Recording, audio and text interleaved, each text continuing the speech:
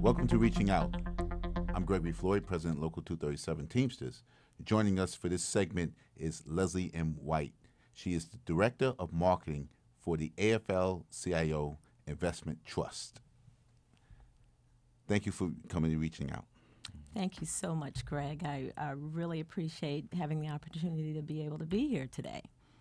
And it's my understanding since January of 2002, the AFL-CIO has invested $650 million in New York City. Absolutely, yeah. The AFL-CIO Housing Investment Trust has been very, very active in the city of New York.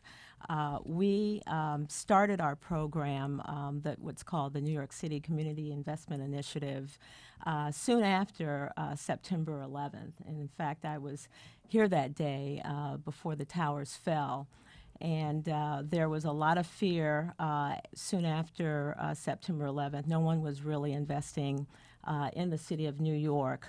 But we started the New York City Community Investment Initiative in January of 2002, and soon after had our first investment in the city of New York.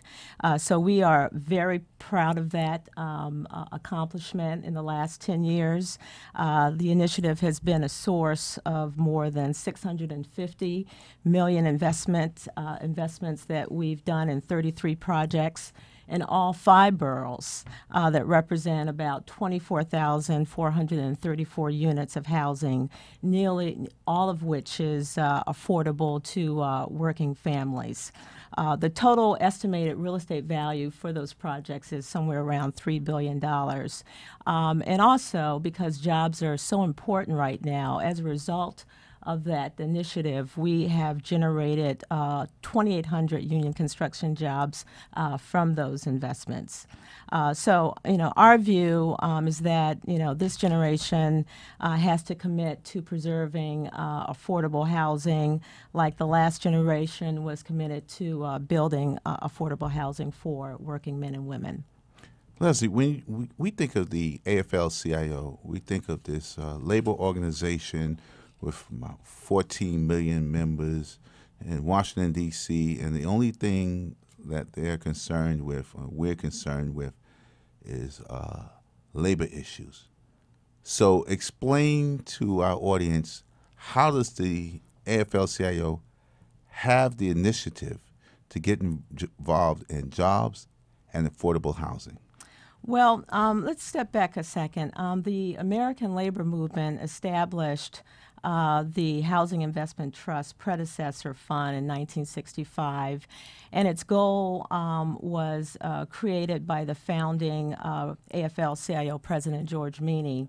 And really the goal was to provide unions with a higher interest return with maximum safety, and also to meet America's housing needs to replace the deteriorating housing situation.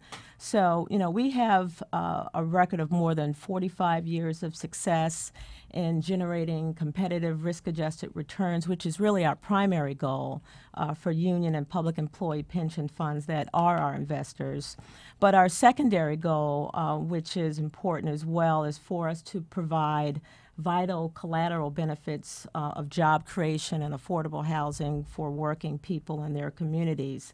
Since 1965, we've invested over $6.4 billion in pension capital and $26 million in tax credits. So that capital is invested in our fixed income fund from both union and public employee pension funds. Since that time, we've also created over 103 housing and healthcare units, including about 63,000 affordable units. And since that time, we've also created 71,000 union construction jobs. So we have a long history of investing in housing. One of our largest recent projects that we financed demonstrates a strong connection between organized labor and housing, and that's the Penn South Cooperative in the Chelsea community of of Manhattan. Unions have a very close tie with Penn South, which is located on 8th Avenue, not too far from here. It was first developed in 1962 by the Garment Workers Union, now referred to as Unite Here. It was originally known as the ILGWU Cooperative Houses, and it's one of the largest developments that was spearheaded by the Union Housing Foundation back in the 50s. And it's the home of a lot of union members, including A. Philip Randolph, in fact, was a resident there who was one of my personal heroes. But in 1962, President Kennedy, as well as former First Lady Eleanor Roosevelt was at that particular event. And what they really talked about was the fact that labor really plays a pivotal role in developing decent housing.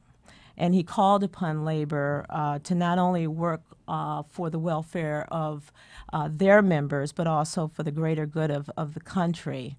Fast forward today, we recently invested $134 million in that same project, and that is being invested with the pension fund assets that are invested in our fund.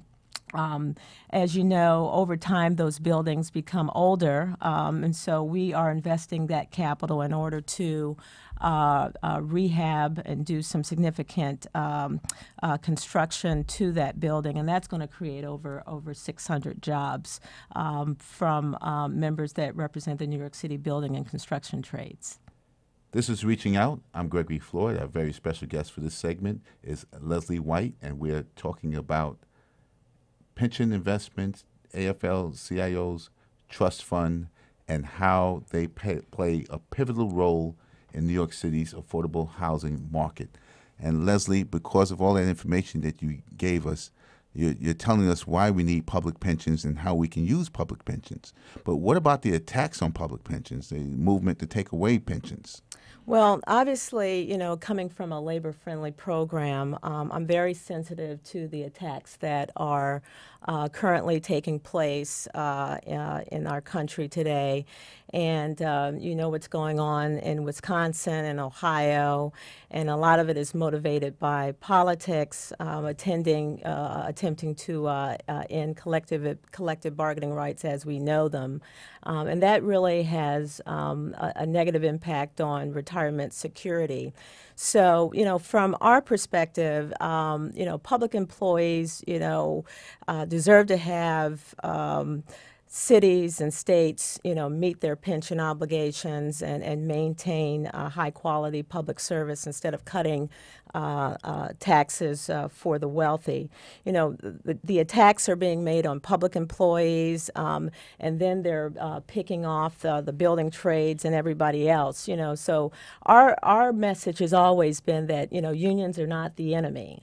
Unions are very instrumental in society today. When I took the train, the conductor was a union conductor. The taxi driver, that rode me over here, was a union member. The hotels that we stay in, they're union hotels. The electrical work that we do is done through IBW members. Our teachers, in many instances, teach our children. So, our position has always been that, unions are the fabric of our society, and we should make no apologies for wanting to have fair wages, fair health insurance, fair pension benefits. And so those things are the ladder that allow us to reach the middle class. So that's my position on that. I'm sorry, Lesyllee, but that's all the time we have for this segment of Reaching Out.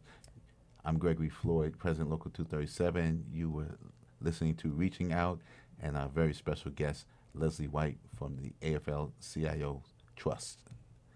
Thank you.